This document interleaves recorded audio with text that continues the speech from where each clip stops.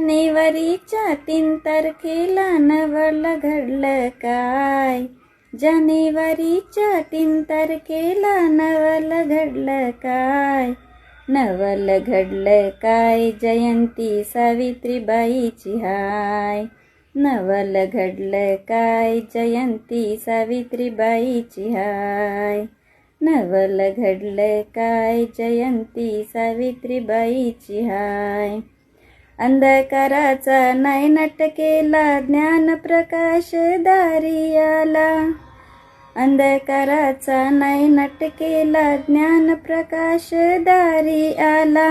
विद्यादेवीचा जन्म झाला, सारा समाज बदलून गेला. गाडूनी घाम करूनी काम सुधार लय केला. गाडूनी घाम करूनी काम सुधार